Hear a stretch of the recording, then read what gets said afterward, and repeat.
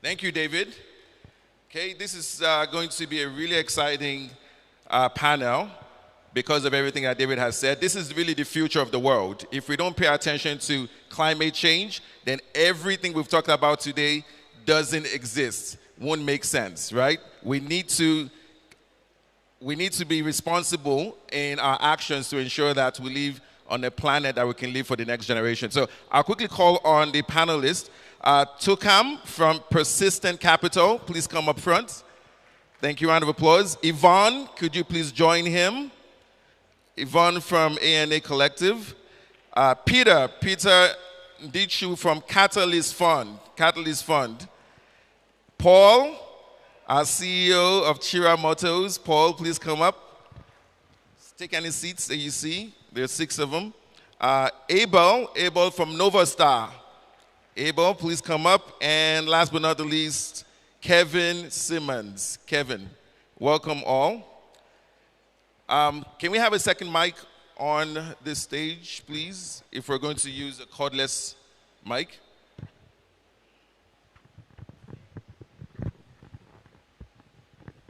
Please take a seat. Thank you. Would appreciate a second mic so we can pass it around and make this session real quick. Okay, all right. Okay, maybe we'll do a quick mic check. Could you turn it on, each of you? And check. Testing. Peter. Okay. Check. Good? Yeah, good. Okay, good. So all the mics are working. Could I please have you turn it off when you're not speaking so we don't have feedback? And that way we can actually have good acoustics. Okay, great. So the goal of this session is really simple. Really, it's to raise awareness, right? And then sensitize folks about the importance of climate change and climate technologies. So, of course, you've heard about clean tech, green initiatives in Africa, everything from renewable energy, right, to e-mobility, to waste management, green construction, green cooking, green cooling, smart agriculture, right? The list goes on and on and on. These are initiatives that are out there to help preserve our environment. But the question is it profitable? Can we make money from doing the right thing? And so our panelists here have either been investing in clean technologies in one way or the other, or have been advocating for green technologies. So we'd like to hear them out on some of the things that they've done. First question is general, right? And I'll have each person go maybe for 20 seconds each. These are going to be pointed questions. We can maybe take questions later after from the audience, but the first question goes as follows. There are so many things people could be investing in today. So the question is, why climate tech? What makes it investable? And why is it exciting? So I'll start from my right. Many things to invest in. Why climate tech? Why is it investable? And why is it exciting? So I think there's a lot of things going on the continent that supports climate tech solutions. One of them is rapid urbanization happening on the continent, rapid population growth, and Africa is obviously building everything from scratch essentially, and so there's a way in which we could build, let's say, whether it's our buildings, whether it's our transportation, in a clean way, and you could derive good returns out of that. So examples of companies I've seen in this space that are really doing well, like Sun King, M-Copper, Coco Networks, very profitable companies tackling this climate challenge. And these are local examples in Kenya and across the region. Thank you very much. That's Abel from Novastar. They're active investors in climate tech. Yes, I'll turn it over to Toukam, who is also an investor in climate tech. So the question again is, so many things to invest in. Why climate tech? Why do you think it's investable? And why is it exciting? three quick answers, right? Why climate tech? I think it's a question of survival. I mean, if we don't want to be around in the next, I don't know, 100 years, or our kids, then let's not do it. Why is it investable? The unit economics makes sense in most of the things we've looked at. And why is it exciting? I think for me, it's exciting because, you know, it's doing, I think you said it in the beginning, it's doing the right thing as well, right? So it's not only a good thing to do from an investment perspective, it's exciting to do the right thing in a way that's sustainable. Thank you. Yvonne? Yeah, I think building up what Abel and Toukam have said, climate tech, first of all, to know is climate tech is broad and touches across a lot of sectors that literally affect everyday lives. So if you think about things around agriculture, think around things around waste management, recycling, think about things around clean cooking. These are things that pretty much people use every single day to survive. The why is simply because, I mean, we need to build it for us to actually be able to survive. Is it investable? It is, from more of the points that Toukam has listed, but also of the fact that I think a lot of these solutions are actually being developed newly. So there is an opportunity for us to build these new infrastructure for ourselves and for the continent, the way that it needs to work on the continent as well. Yeah. Well, you've heard the common theme is it's a matter of survival. That's the reason why this sector is very important. It's a matter of survival. Let's hear it from Peter.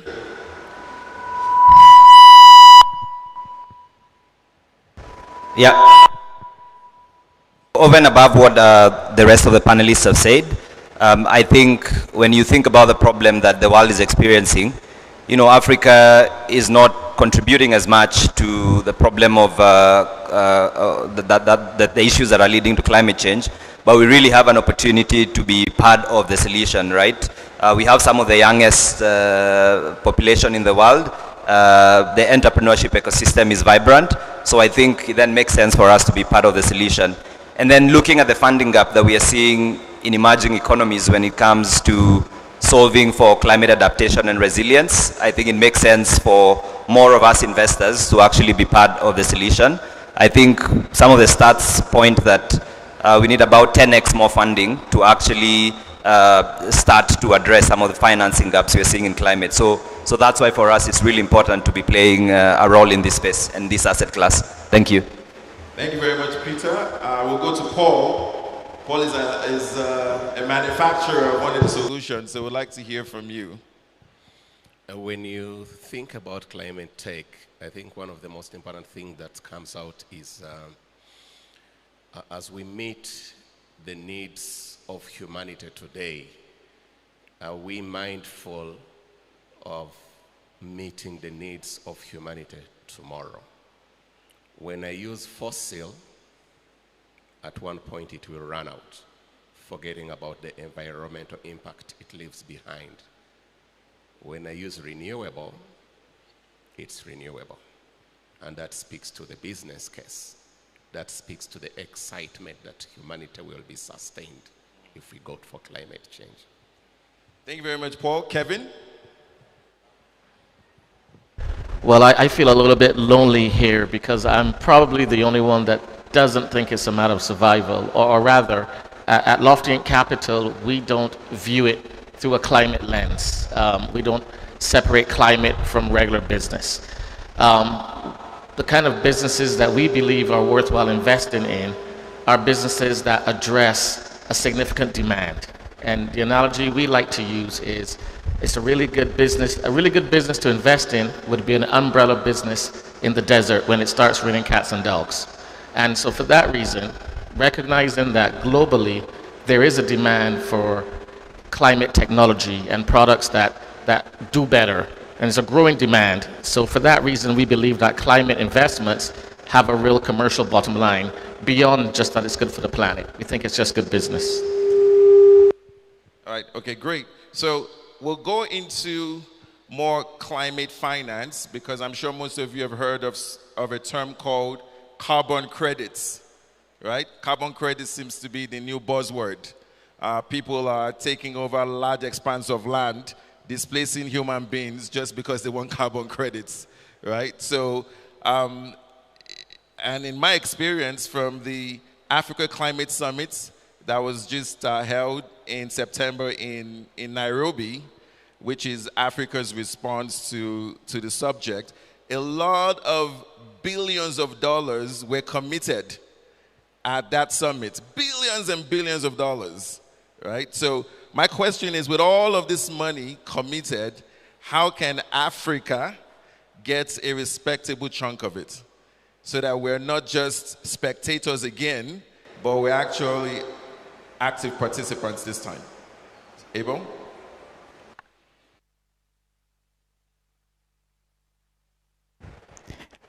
So I think I've had to go through an education over the last 2 years around the carbon credit market. And for me, despite all the negativity around, carbon credit markets, especially on the voluntary side, I believe we as a continent could actually use it to our benefit.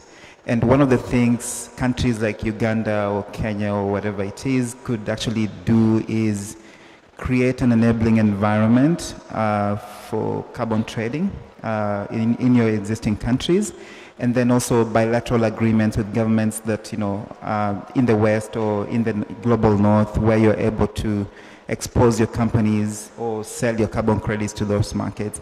But I think of importance is, there's a lot of organizations doing all these carbon credit projects, but then the returns or the revenues from those carbon credits don't actually get to the people who need to benefit from this. And so as governments or as Africans, I think we need to be part of that, and we need to make sure that whatever carbon credit revenue that is being generated is actually getting to the farmer or to the local person on the ground. And I've seen Kenya and a few other countries that have come up with regulations around this to enable or to ensure that whatever is generated actually gets to the community and is used in a productive way to, help people obviously be more resilient to climate change in that case. Thank you.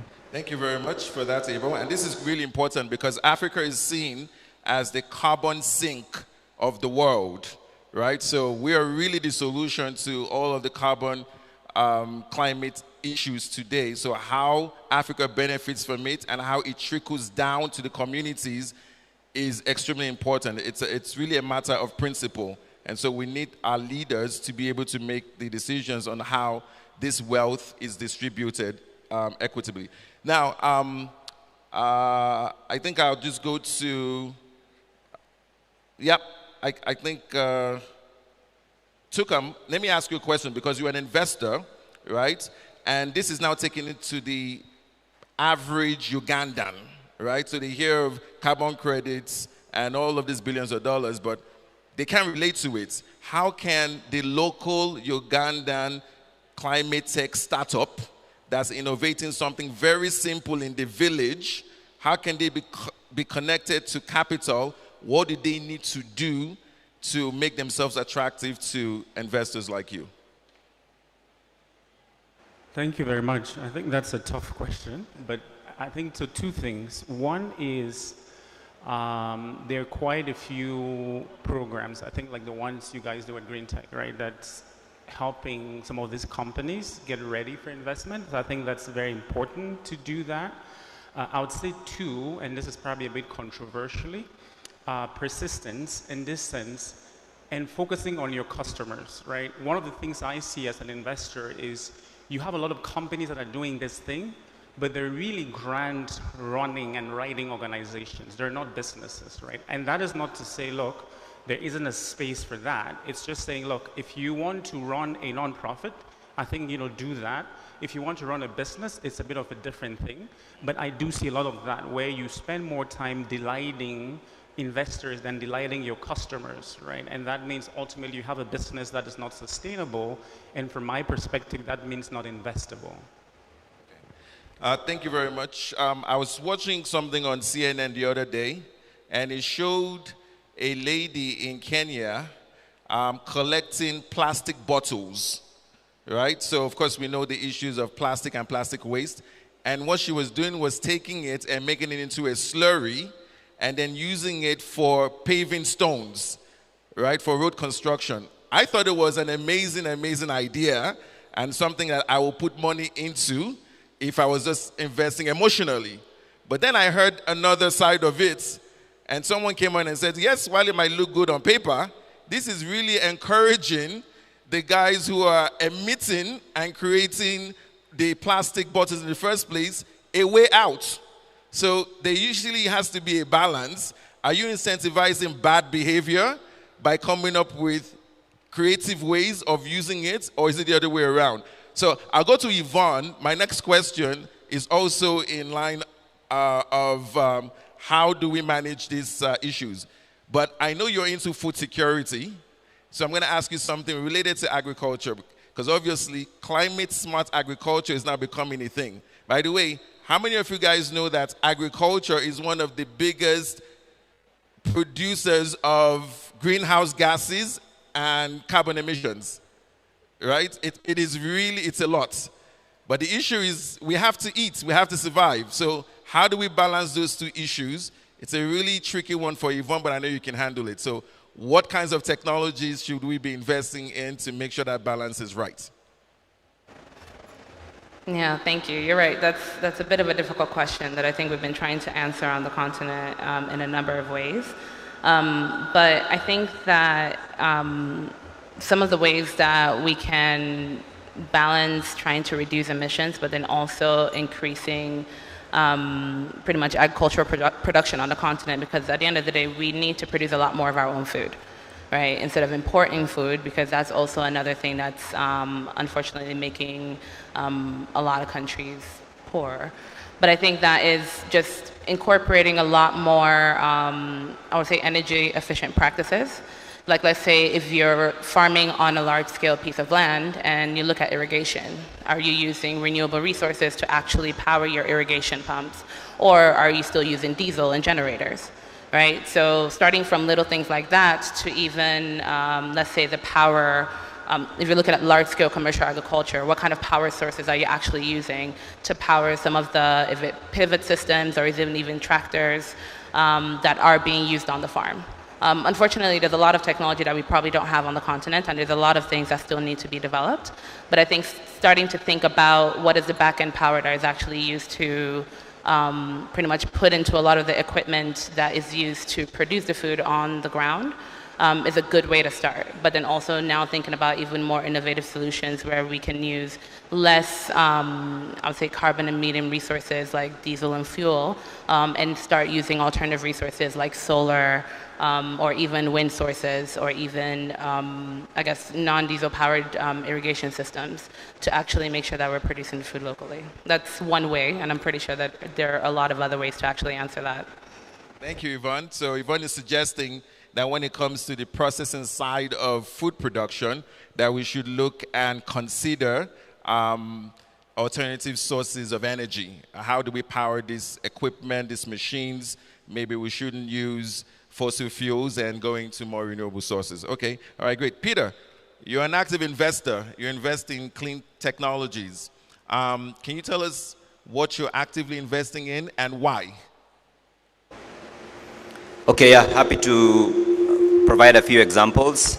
So in our case, when we think about climate tech, can you hear me?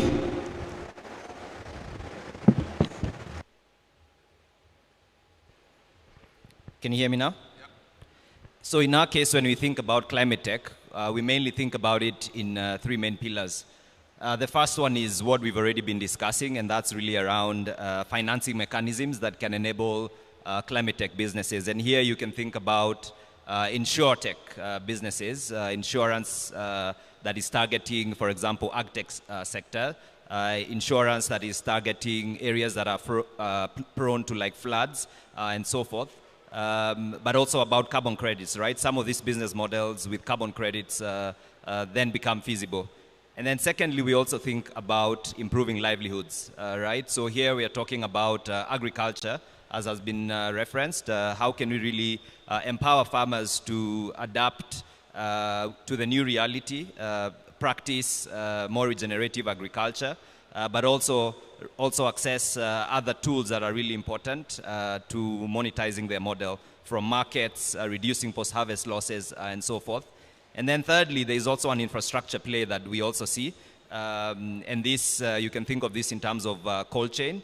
So for example, one of the business we invested in is actually working with fish folks who are getting fish from the market, really helping them transport that fish through cold chain storage, reducing the losses, and as a result, really helping them make a better business case out of what they've already been doing for generations. So for us, we see climate tech as a requirement for us to adapt to the new reality, but also as an opportunity for local entrepreneurs across the continent, across Uganda, Kenya, and the rest of the continent to actually be part of the solution and not just victims of what's really happening in their own backyard.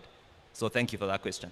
Absolutely. Thank you very much, Peter. And the key word is how can we take charge and not be victims? There's a lot of opportunity. Where people see problems, they often are opportunities, right? So how do you position yourself to be able to be an opportunity, provide opportunities? I'll go to Paul. Paul, even if as investors, the group who came here, even if you were blind, we had to experience your solution, your product, one way or the other, because thanks to you, you were shuttling us back and forth from the hotel to the venue. If you didn't exist, we probably have been walking back and forth and lost a few calories. But the way we actually were transported was a bit different. I've been to many conferences, but this is the first one ever where I've been transported on an electric bus. Round of applause for Paul. And your electric bus is actually unique because majority of the parts are actually local. They're actually Ugandan made. Is that correct? Not yet, but we are getting there. Okay, all right. So let me ask you a question, because also in the exhibition, I'm not sure how many of you guys have gotten a chance to go around, and if you haven't, please do so. If you go to the e-mobility section, you would see electric everything. Electric bicycles, electric motorcycles, electric three-wheelers. I even saw an electric tractor for the first time in my life, right? And of course, you know, the most prominent display are the electric buses, right? So I was extremely impressed because obviously visually it is very impressive that this is a made in Ugandan, made in Africa product. And so to me, it begs the question, what are you doing right? And what can we learn from that sector? At KIIRA Motors Corporation, we are walking the talk. And that is clear, and we've demonstrated by offering the shuttle services for the delegations, especially the investors who are here today.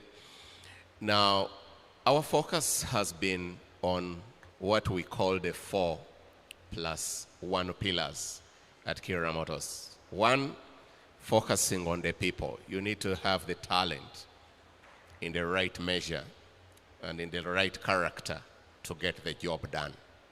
If that is not there, the job doesn't get done, irrespective of how good the idea is. Secondly, the product. You need to have the product that solves the problem. 82% of the people in the urban centers of Uganda, but also the wider Africa, use mass transit solutions. If you green that, you have a very high chance of contributing to the relevance of climate tech. Third, you talk about the plants. Where are we producing? And what capabilities are you building right there? Of course, we know that 85% of the production opportunity is in the supply chain of parts and material. And we have a lot of work to do there to see that we make many of the parts, especially the battery, locally. We have a target to push that to 65% by 2030. Third, the policies. The policies are very important because without the right policies, you may not be able to be competitive in the domestic and export market. But also importantly, we need to think about the infrastructure that supports what we do.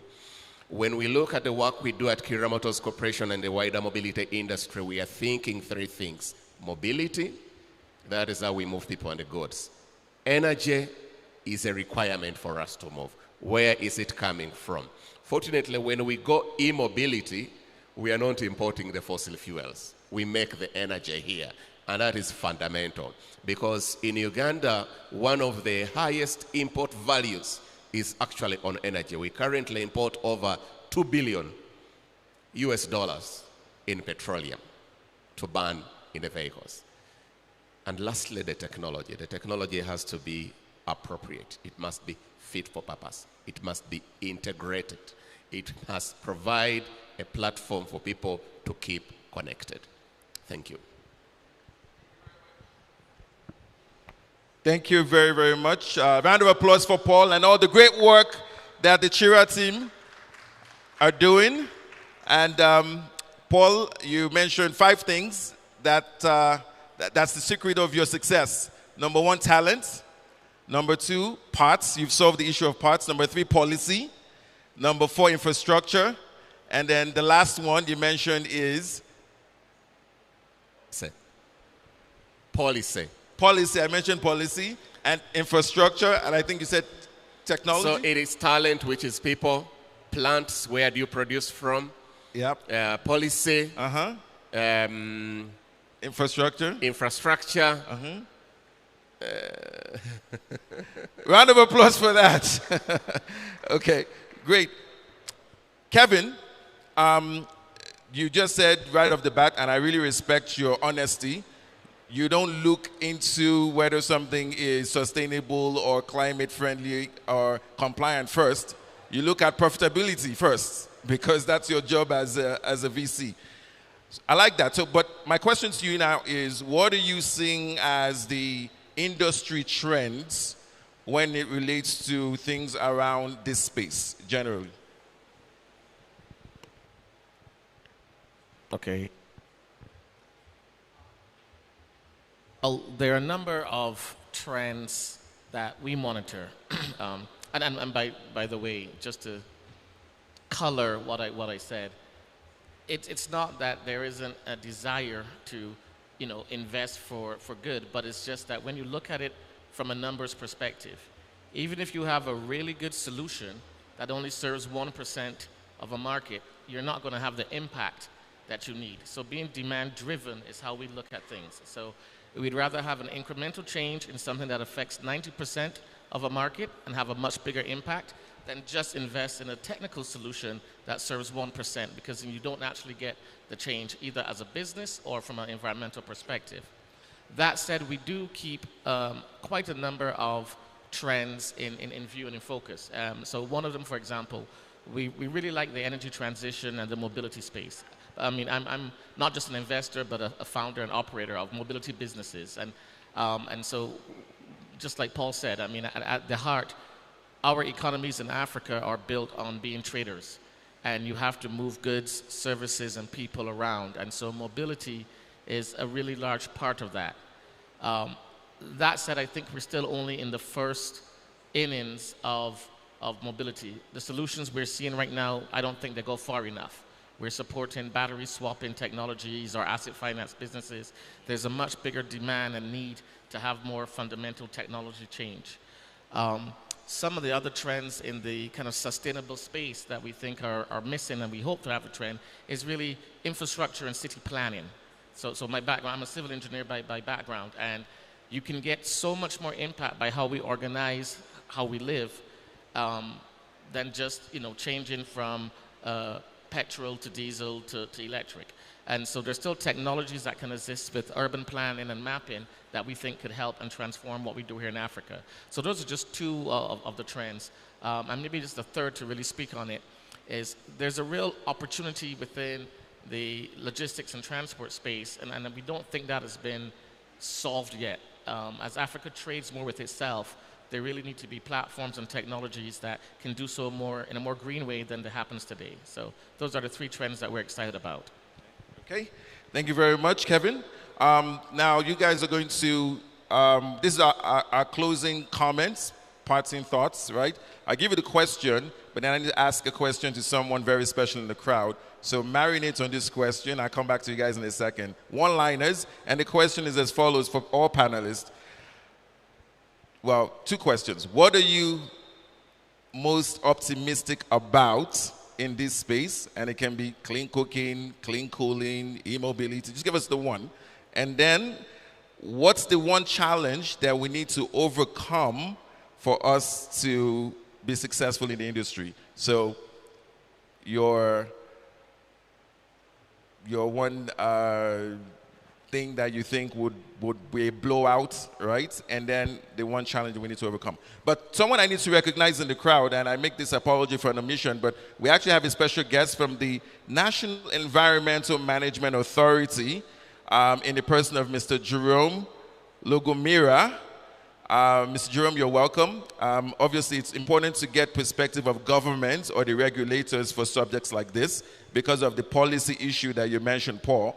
And so, since we have him in the house, I thought maybe it would be nice for me to put him on the spot and ask him one question, one very easy question. The question is as follows. Sir, what is government doing to support Uganda climate-focused innovators and startups?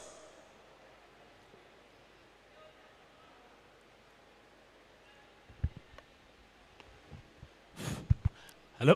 Yes, we can hear you. Can I sit here or stand somewhere? However you're comfortable. I'll prefer to stand here. Just next to you very quickly. Sure.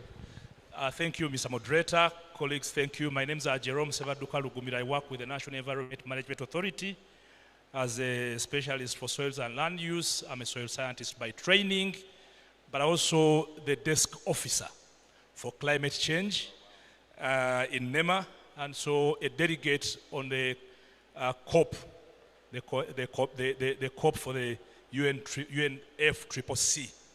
And so I can give you a very quick snapshot on what government has been doing perfectly since 1993, at the time when the three major COPs, the COP for desertification, the COP for biodiversity, and the COP for climate change were ratified. Uganda was the first country in sub-Saharan Africa to ratify all those three COPs, and indeed actions were put in place through policy reviews and identification of the very quick things that could be fixed, one of which was the demand to mainstream climate change issues everywhere, in every sector.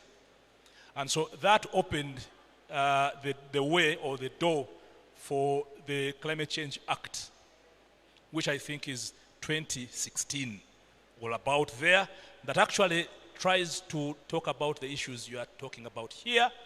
I'm a member of the Climate Change Mechanism Task Force that is intended to put in place regulations, for example, to regulate carbon markets and carbon taxation.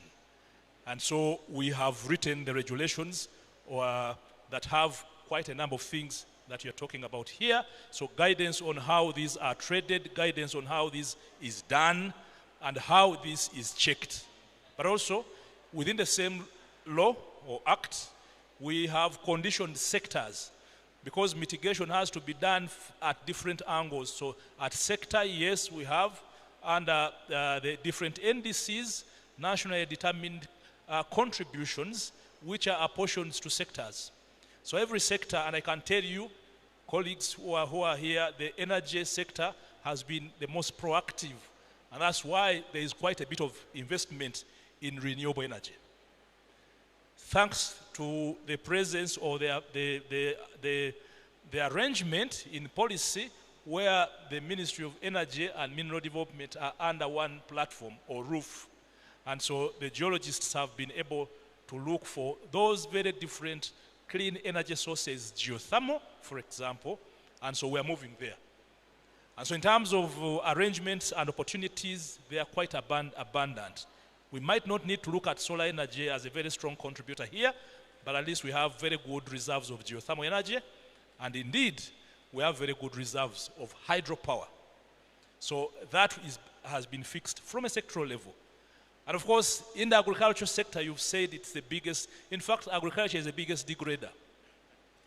But also, we have in place a very good system to regulate the agricultural activities. The EIA process, for example, is one of the best ways in which we can advise and condition so that there is good reporting under the MRV framework, monitoring, reporting, and verification by sector, by individuals, and by industrialists. So those are some of the very quick things I can talk about here. We would require some bit of more time to delve into the details of some of these initiatives. But at least these are some of the key things that actually government has put forward. Mostly the energy sector, and of course attending towards improvement in agriculture. You have talked about climate smart agriculture. It is promoted. 2001 is when we got the investment framework for the agriculture sector, where it is really promoted. And so we know how much land is actually every year transiting towards climate smart agriculture. Thank you. Round of applause for Mr. Jerome. And round of applause for Uganda, please. Thank you very much. Government is really important. Now, real quickly, your 3-second responses. What's your favorite sector? What sector do you think would win? And what's the one challenge that we need to address? Abel? Yeah, my favorite space in the climate tech sector is, I'd say, electric mobility. Okay. So we've invested in a company called Basigo, which finances electric buses in Nairobi. And it's been one of my favorite companies, I would say. And I follow most of the Ugandan electric mobility companies, and it's a very exciting space to see, obviously globally and also locally. So looking forward to seeing our local ecosystem, I guess, maturing, because a lot of these businesses are still early. The biggest challenge, I would say, is around taxation.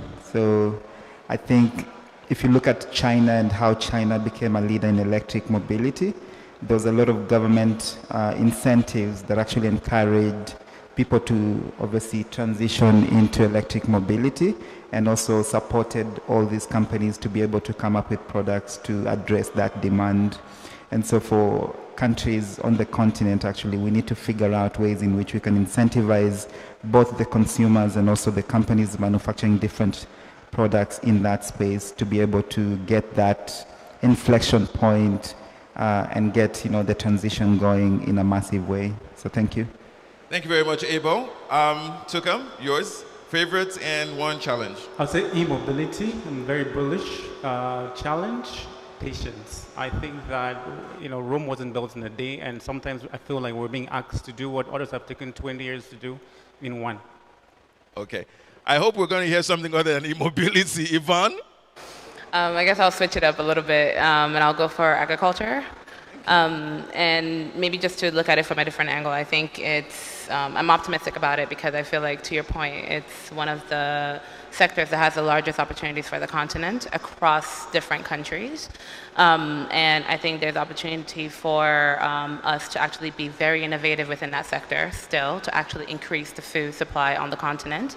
But then there's also, I think there's a lot of opportunity for funding to still go into that sector and for us to figure out the different type of solutions that we need to actually improve farming.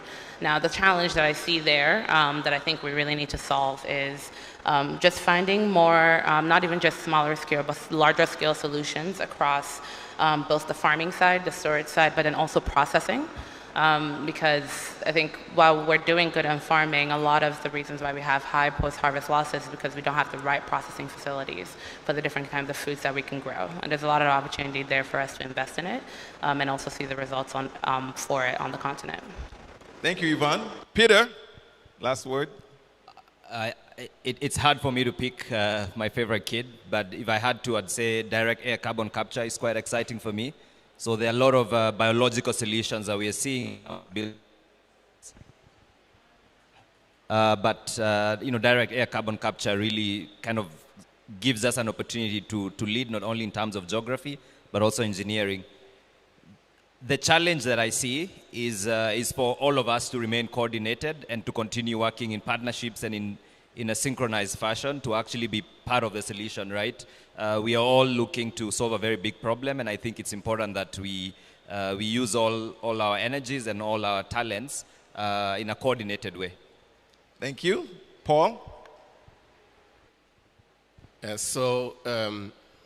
Renewable energy. Thank you. So not immobility, huh? Yeah, certainly when you talk about immobility, renewable energy is very, very, very important. And the biggest challenge is how do we store it? So energy storage solutions for renewable energy is a big challenge to Africa, and we need to figure out how we solve it because we have the raw materials here and we are exporting them out there, and then we are buying the batteries. Correct. That's a big thing. Okay, awesome. Love that. And of course, Kevin?